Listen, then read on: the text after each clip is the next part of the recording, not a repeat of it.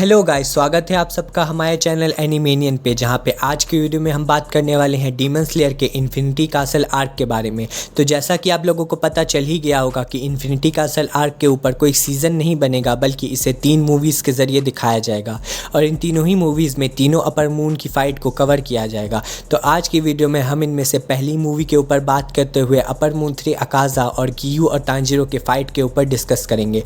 तो आइए बिना किसी देरी के आज के इस धमाकेदार वीडियो को शुरू करते हैं।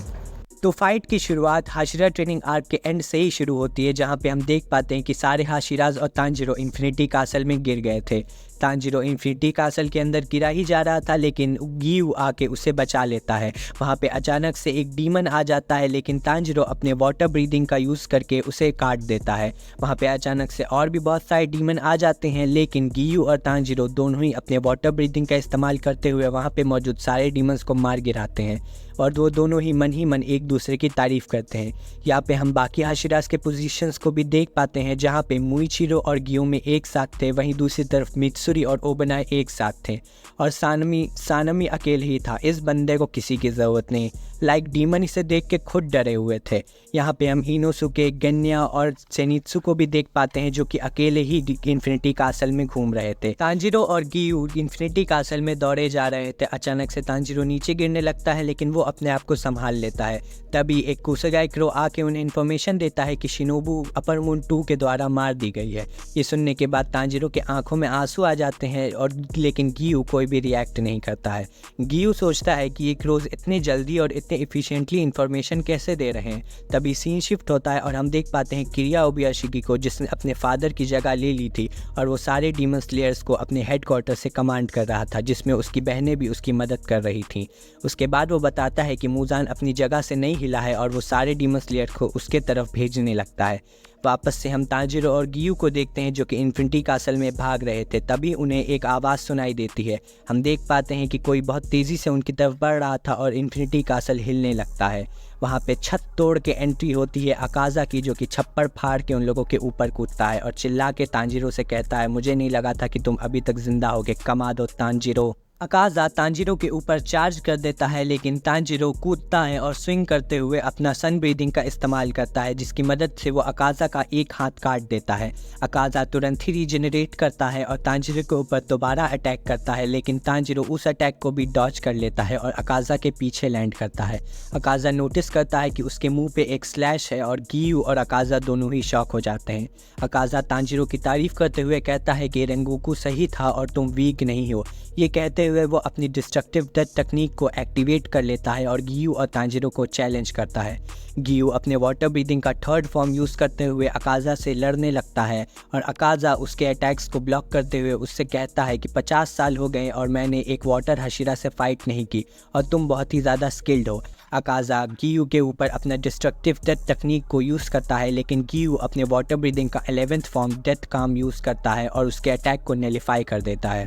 ये देखने के बाद अकाज़ा कहता है कि मैंने ये टेक्निक पहले कभी नहीं देखी और पिछले वाटर हशीरा ने ऐसा कोई भी अटैक यूज़ नहीं किया था। उधर से तांजीरो भी अकाज़ा के ऊपर अटैक चार्ज कर देता है और अपने सन ब्रीदिंग का फर्स्ट फॉर्म यूज़ करता है, लेकिन अकाज़ा उसके अटैक को डॉज कर लेता है और उसके पीछे पहुंच के उसके एक कराटे चॉप देने की कोशिश करता है। लेकिन गियू उधर से आता है, water breathing second form water wheel, और अकाज़ा का हाथ काट देता है। अकाज़ा फिर से अपने हाथ को रीजनरेट कर लेता है और अकाज़ा और गियू दोबारा से भिड़ जाते हैं। तांजीरो कोशिश करता है कि वो अपने सन ब्रीदिंग की मदद से अकाज़ा के पैर को काट सके, लेकिन अकाज़ा अपने डिस्ट्रक्टिव डेथ का लेग फॉर्म यूज़ करता है और तांजीरो को एक अपर किक देता है। ये किक पड़ने के बाद तांजीरो अपने नाक से खून फेंक देता है और अपने घुटनों पे पहुंच जाता है। अकाज़ा गियू के फाइटिंग स्किल्स से इम्प्रेस हो जाता है और वो गियू से उसका नाम पूछता है, लेकिन अपना गियू फुल स्वैग में कहता है कि मैं डीमंस को अपना नाम नहीं बताता।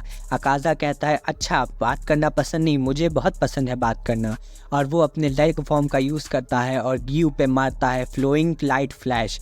ये अटैक इतना पावरफुल था कि गियू दीवारों को तोड़ते हुए इन्फिनिटी कासल में घुस जाता है। देख रहे हो कितना बड़ा छेद बना दिया अकाज़ा ने। तांजीरो चिल्लाता है गियू सान और फिर अकाज़ा उसके मुंह पे आके कहता है, अच्छा तो उसका नाम गियू था। अकाज़ा तांजिरो के ऊपर अटैक कर देता है और तांजिरो और अकाज़ा दोनों ही लड़ने लगते हैं। तांजिरो यूज़ करता है बोन बर्निंग सन, लेकिन अकाज़ा तुरंत ही तांजिरो को ओवर पावर कर देता है और उसे पीछे ढकेल देता है। फिर अकाज़ा तांजिरो की तारीफ़ करते हुए कहता है कि तुम बहुत ही कम टाइम में बहुत ही ज़्यादा पावरफुल हो गए हो, और जब मैं रेंगोकू से फाइट कर रहा था तब तुम सिर्फ एक वीकलिंग थे जो कि साइड में खड़े थे। अच्छा ही हुआ कि रेंगोकू मर गया, क्योंकि तब वो जितना पावरफुल था वो उससे ज़्यादा पावरफुल नहीं बन सकता था। लेकिन रेंगोकू का नाम सुनने के बाद तांजिरो का माथा सटक जाता है और वो अकाज़ा से कहता है कि रेंगोकू सान का नाम मत लो। लेकिन अकाज़ा तांजिरो से कहता है कि मैं रेंगोकू की तारीफ़ ही कर रहा था और मुझे सिर्फ वीक लोगों से नफ़रत है, मुझे वीक लोगों को देख के उल्टी आती है।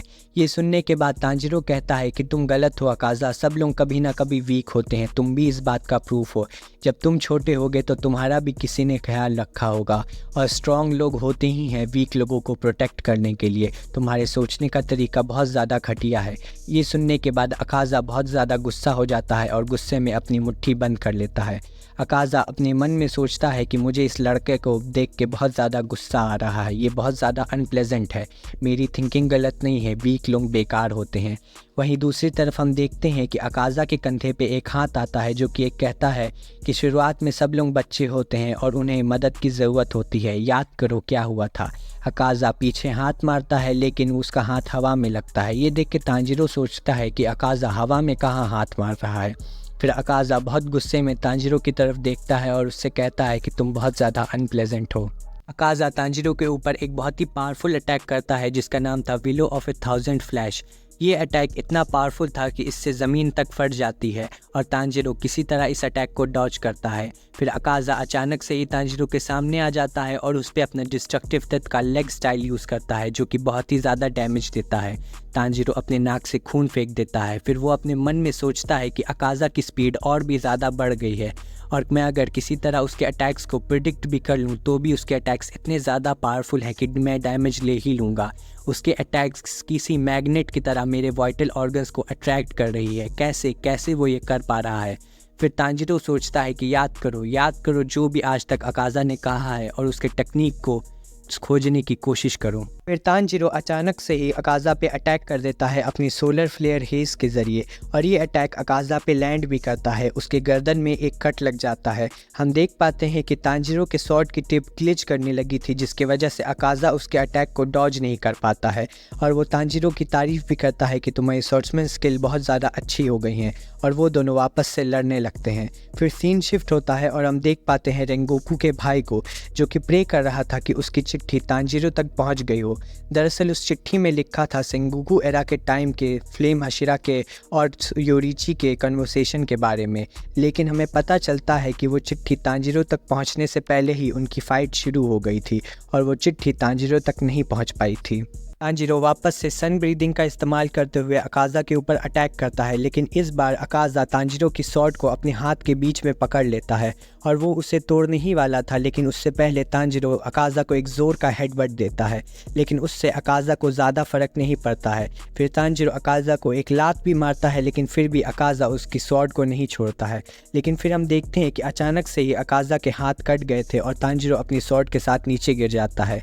फिर हम देखते हैं कि गियू ने वापस से फाइट में एंट्री ले ली थी और वो अकाज़ा से कहता है कि मैं बहुत ज़्यादा गुस्सा हूँ और मेरे पीठ में भी बहुत ज़्यादा दर्द हो रहा है।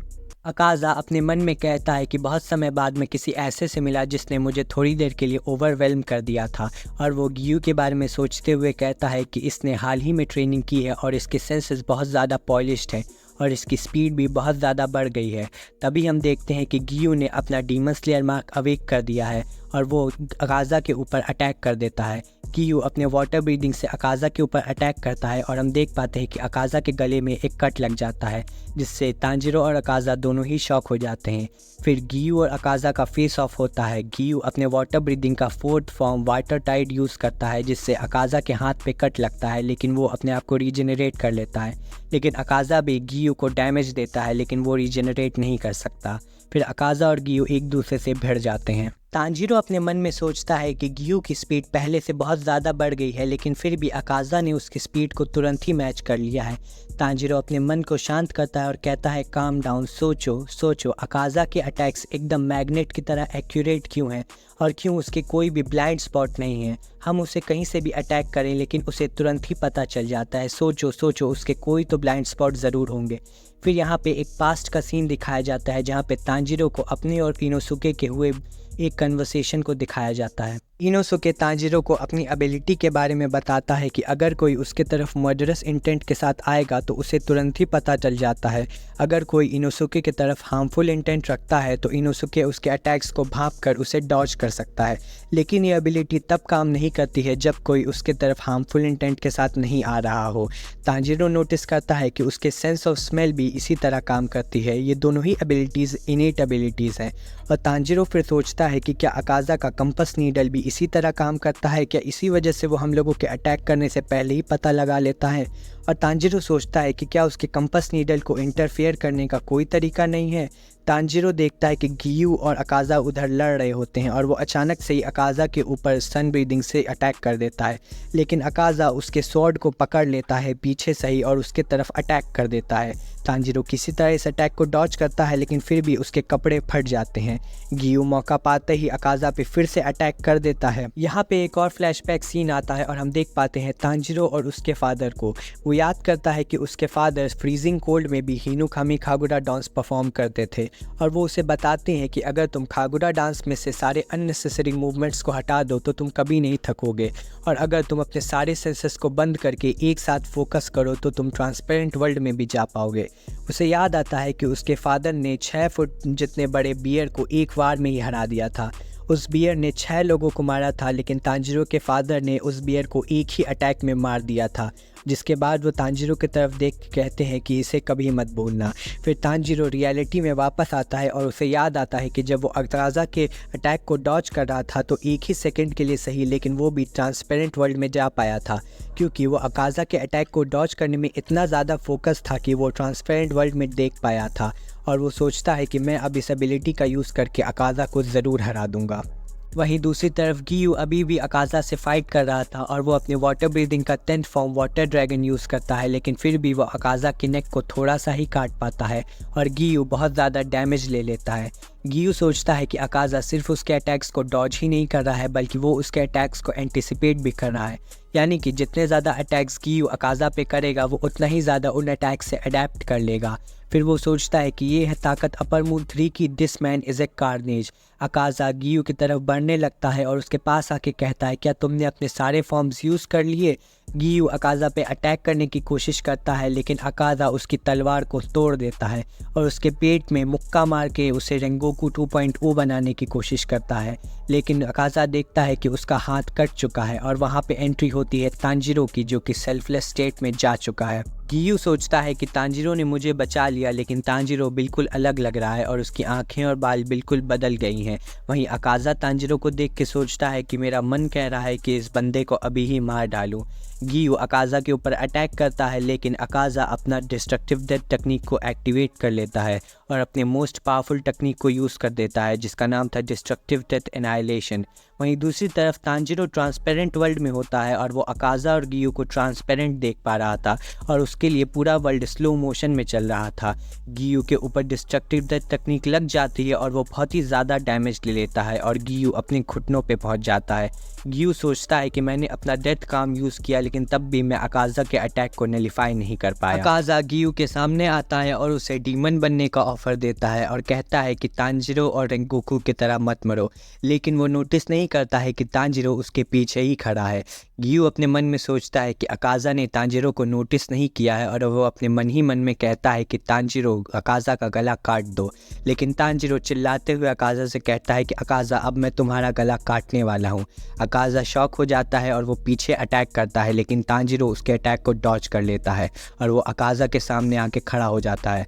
अकाज़ा नोटिस करता है कि तांजीरो की बैटल स्पिरिट पूरी तरह गायब हो चुकी है और वो समझ ही नहीं पाता कि इसने उसने इतने कम टाइम में अपने बैटल स्पिरिट को कैसे गायब कर दिया। लेकिन वो फिर सोचता है काम डाउन, मैं अभी भी अपनी टेक्निक के ज़रिए इसको अटैक को डिटेक्ट कर सकता हूँ। लेकिन तांजिरो कूदता है और अकाज़ा का गला काट देता है। अकाज़ा समझ ही नहीं पाता कि उसके साथ हुआ क्या है। वो सोचता है कि बच्चों की भी बैटल स्पिरिट होती है, लेकिन इस पर्सन ने अपनी बैटल स्पिरिट को पूरी तरह गायब कर लिया है। कई 100 साल से मैं मार्शल आर्ट की प्रैक्टिस कर रहा हूँ, लेकिन मैंने कभी ये नहीं सोचा था कि मैं आमने सामने की लड़ाई में हार जाऊँगा। अकाज़ा बहुत ज़्यादा फ्रस्ट्रेट हो जाता है और वो अपने सर को पकड़ के वापस जोड़ने की कोशिश करने लगता है और सोचता है कि मैं अभी भी फाइट कर सकता हूँ, मैं अभी भी स्ट्रांग बन सकता हूँ। लेकिन पीछे से गियो अपनी टूटी हुई तलवार अकाज़ा के सर पे फेंकता है और अकाज़ा का सर नीचे गिर जाता है।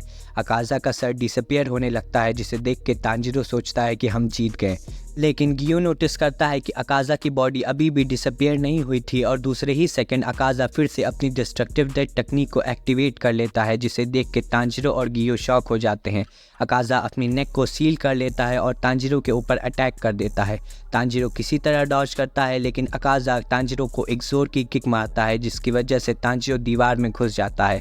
तांजिरो सोचता है कि अकाज़ा अब और भी इवॉल्व हो रहा है और अब उसकी नेक उसका वीक पॉइंट नहीं है, जिसके बाद तांजिरो बेहोश हो जाता है। अकाज़ा तांजिरो की तरफ बढ़ने लगता है, लेकिन गियो अपने वाटर ब्रीदिंग का 4th form water tide use करके अकाज़ा के ऊपर अटैक करता है, लेकिन अकाज़ा वापस से रीजनरेट कर लेता है। गियो सोचता है कि ये इस स्टेट में भी इतने जल्दी रीजनरेट कैसे कर पा रहा है। अकाज़ा फिर से तांजिरो की ओर बढ़ने लगता है, लेकिन गियो चिल्ला के कहता है कि मैं तुम्हें तांजिरो को नहीं मारने दूंगा। लेकिन गियो को अपने राइट कान से कुछ भी सुनाई नहीं दे रहा था और उसे अपना राइट आर्म भी फील नहीं हो रहा था। गियो का स्टैमिना बिल्कुल ख़त्म हो चुका था और वो अपने लिमिट पे था, क्योंकि डीमंस की कोई लिमिट नहीं होती है, लेकिन ह्यूमंस की लिमिट होती है। लेकिन गियो ठान चुका था कि आज चाहे कुछ भी हो जाए मैं तांजिरो को बचा के ही रहूँगा, भले मैं खुद क्यों ना ख़त्म हो जाऊँ। अकाज़ा फिर से गियो की तरफ बढ़ने लगता है, लेकिन एक हाथ आके उसे रोक लेता है। अकाज़ा पलट के देखता है कि एक लड़की उसे रोक रही है और वो लड़की कहती है कि रुक जाओ हाउकी जी, अब बस बहुत हो गया। अकाज़ा कहता है कि मुझे छोड़ो, तुम कौन हो, लेकिन वो लड़की कहती है बस ये सब रोक दो और मेरे साथ चलो। अकाज़ा कहता है कि नहीं, मुझे इन लोगों को मारना है, क्योंकि अगर मैंने इन्हें नहीं मारा तो मुझे वो नहीं मिलेगा। फिर यहाँ से हम अकाज़ा की बैक स्टोरी में जाते हैं और हम यहाँ से अकाज़ा को हाउकीजी बुलाएंगे, क्योंकि अकाज़ा का असली नाम हाउकीजी था। यहाँ पे हम हाउकीजी के फादर को देख पाते हैं, जो कि बहुत ज़्यादा बीमार थे और उन्हें मेडिसिन की ज़रूरत थी। लेकिन हाउकीजी बहुत ज़्यादा गरीब था और इसीलिए वो पॉकेट मार बन गया था। वो लोगों से चोरी करता था और इसीलिए जब वो पकड़ा गया तो लोगों ने उसका हाथ काटने को कहा। अकाज़ा ने कहा कि अगर तुम मेरे हाथ काट दोगे तो मैं अपने पैरों से चोरी करूँगा। वहाँ के लोगों ने उसके बॉडी पे कई सारे टैटूज़ बना दिए ताकि वो उसे चोर बता सकें।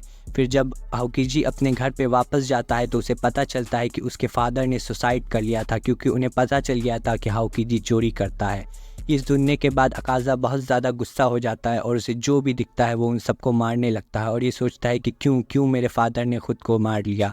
वो सबको मारने लगता है। तभी वहाँ पे एक इंसान आता है और वो कहता है कि तुम तो बहुत ज़्यादा स्ट्रांग हो, क्या मेरे डोजो में आओगे। हाउकीजी ये सुन के बहुत ज़्यादा गुस्सा हो जाता है और उस इंसान पे भी हमला कर देता है, लेकिन वो इंसान हाउकीजी के ऊपर घूंसों की बरसात कर देता है और उसे चुटकियों में ही हरा देता है। फिर वो हाउकीजी को अपने साथ अपने डोजो में ले जाता है और उसे बताता है कि यहाँ पे शिरोयू मार्शल आर्ट सिखाई जाती हैं, लेकिन यहाँ पे एक भी स्टूडेंट नहीं है और वो कुछ और काम करके अपना गुजारा करता है। वो चाहता है कि हाउकीजी उसकी बीमार बेटी का ध्यान रखे जब वो काम के लिए बाहर जाए। हाउकीजी उससे बोलता है कि तुम मेरे जैसे क्रिमिनल को अपनी बेटी का ख्याल रखने के लिए क्यों कह रहे हो। वो कहता है कि अगर तुमने कुछ भी उल्टा सीधा करने की कोशिश की तो मैं तुम्हारा वही हाल करूंगा जो कुछ घंटे पहले किया था। हाउकीजी उसे देख के सोचता है कि ये बिल्कुल उसकी तरह है। वहाँ पे तांजिरो की इमेज आ जाती है। फिर हाउकीजी उस लड़की को देखता है जो कि उस इंसान की बेटी थी और वो सोचता है वर्थलेस। वो अकाज़ा की थिंकिंग थी। अकाज़ा को देख के वो लड़की पूछती है कि क्या तुम्हें चोट लगी है, और वो लड़की ब्लश करने लगती है। उसके फादर पूछते हैं कि आज तुम अच्छी लग रही हो और क्या तुम ठीक हो। वो अकाज़ा फिर उस लड़की का ध्यान रखने लगता है। अकाज़ा बहुत मेहनत से उस लड़की का ध्यान रखता है और कोई भी शिकायत का मौका नहीं देता है, जिसकी वजह से उस लड़की की तबीयत पहले से ठीक होने लगती है। वो लड़की एक दिन अकाज़ा से पूछती है कि क्या हम लोग फायरवर्क्स देखने जा सकते हैं। फिर अकाज़ा उससे कहता है कि कोई बात नहीं, जब तुम ठीक हो जाओगे तब हम लोग साथ में देखने जाएंगे, और हम लोग इस साल नहीं तो अगले साल या उसके बाद जा सकते हैं। फिर एक दिन ऐसे ही अकाज़ा के दिन कटने लगते हैं। एक दिन हाउकीजी अपना नाम अपने टीचर को बताता है और उनसे पूछता है कि यहाँ पे और कोई स्टूडेंट क्यों नहीं है, जिसके उसके मास्टर उसे बताते हैं कि बगल वाले डोजो से उन लोगों के अच्छे रिलेशन नहीं हैं, जिस वजह से वो लोग यहाँ के स्टूडेंट्स को सैबोटाज कर देते हैं। अकाज़ा उससे शिरोयू मार्शल आर्ट स्टाइल सीखता रहता है और उसके दिन इसी तरह कटते रहते हैं। फिर अकाज़ा 3 साल वहाँ पे गुजार देता है। वहाँ अकाज़ा अब 18 साल का हो चुका था और वो लड़की जिसका नाम कियुकी था वो 16 साल की हो चुकी थी। एक दिन आओकीजी के मास्टर उसे बुलाते हैं और कहते हैं कि अब मैं ये डोजो तुम्हें पास ऑन कर रहा हूँ और तुम्हें अब मेरी बेटी से भी शादी करनी होगी। जिसे सुनने के बाद आओकीजी और कियुकी दोनों ब्लश करने लगते हैं। आओकीजी अपना ग्रैटिट्यूड शो करता है और वो बहुत ज़्यादा खुश था। फिर वो अपने फादर की ग्रेव को विज़िट करने जाता है और जब वो वहाँ से वापस आता है तो उसे पता चलता है कि बगल वाले डोजो ने उसके डोजो के वेल को पॉइजन कर दिया था, जिसकी वजह से कियुकी और उसके मास्टर दोनों ही मर चुके हैं। आओकीजी बिल्कुल शॉक हो जाता है और उसके पैरों तले ज़मीन खिसक जाती है। वो सोचता है कि मुझे वो सब कुछ मिला जो मैंने सपना देखा था, एक फैमिली, मास्टर और कियुकी, मुझे उन्हें प्रोटेक्ट करना था, लेकिन मैंने कभी सपने में भी नहीं सोचा था कि कोई उन्हें पॉइजन करके मार देगा।